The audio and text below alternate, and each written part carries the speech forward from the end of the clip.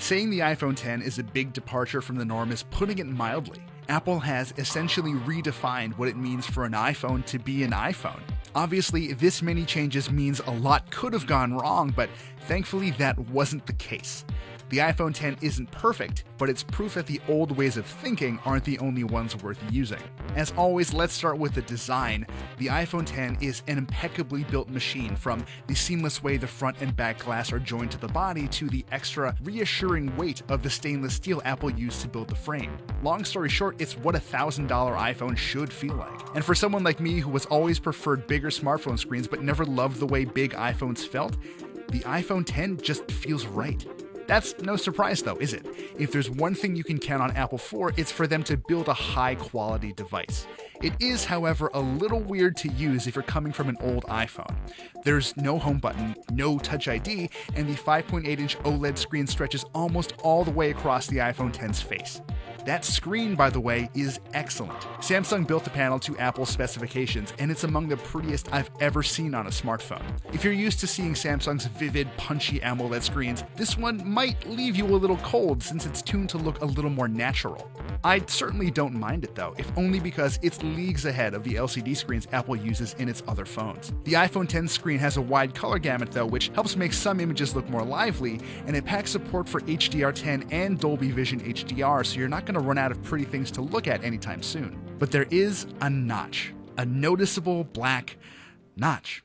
You probably know by now that in addition to all the usual stuff Apple squeezes into the tops of its phones, that notch also plays host to all the stuff that makes Face ID work. In other words, it's a necessary evil. Now, believe it or not, but over the week I've been testing the iPhone X, I've actually stopped noticing it. No, really. After all, most of the action happens towards the center of the screen anyway.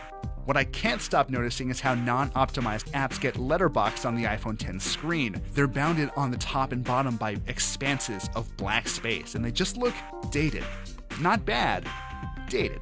Since unlike some Android phones, there's no way to force an app to go full screen, we all just have to wait until app developers issue those crucial updates. So, what is it like to actually use the iPhone X? In short, it's not as difficult as some might think. Since there's no home button, you swipe up on an app to go back to the home screen. If you swipe and hold, you get a little haptic buzz and there's your app switcher. This might be one of my least favorite changes because you now have to press and hold an app window before you can dismiss it. It's not that much slower than before, but dang it, I like the switcher the way it was. At least you can now cycle through apps by sliding your finger across the bottom of the screen.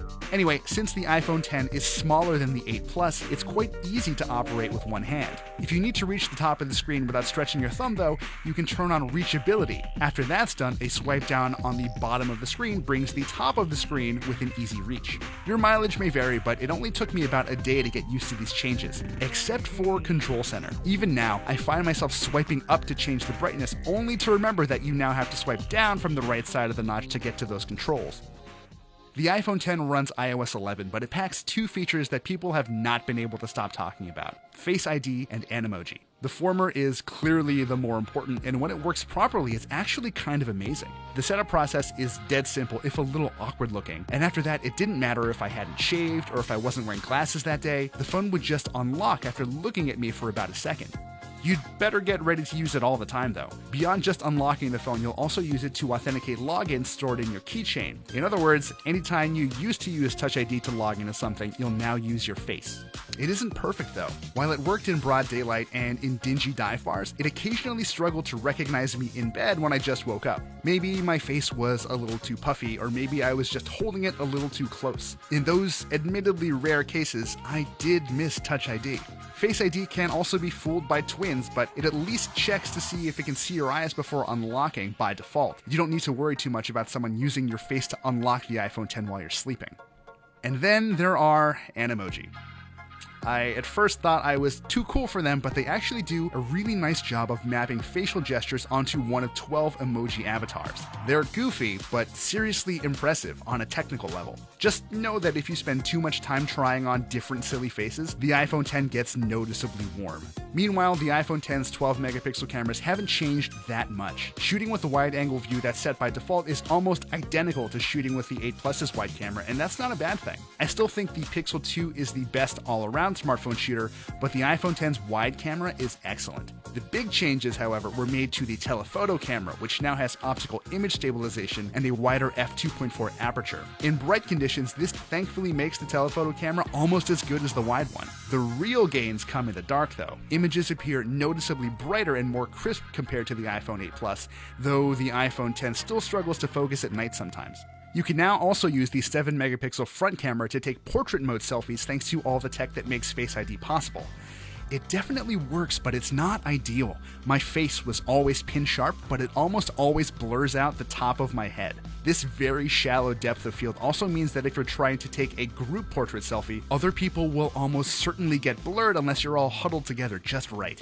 Now, I hope you weren't hoping this $1,000 iPhone performs better than the 8 or 8 Plus because it doesn't. They all share the same 6-core A11 Bionic chipset, and like the 8 Plus, the iPhone X uses 3GB of RAM. This isn't a bad thing either. The A11 is a very powerful chip, and it handled everything I threw at it, from frequent multitasking to playing pretty augmented reality games without trouble.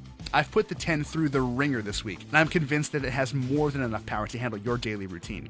The 10's battery life is mostly just alright though. I usually pull the 10 off its wireless charging puck at around 8 in the morning, and by the time I put it back at around 9 or 9:30 that night, it was usually down to around 15%. That was enough juice to keep the phone alive until the next day on nights I forgot to charge it, but yeah, don't expect more than a day of use on a single charge. Now, after spending a week with the iPhone X, I guess there's only one appropriate way to end this video. This is the future of the iPhone, and it's a promising one. Apple didn't get everything right, but the fact that the 10 generally feels as elegant as it does is impressive. On a technical level, this is the best iPhone Apple has ever made. But more importantly, it's a strong foundation for the iPhones of tomorrow to build on.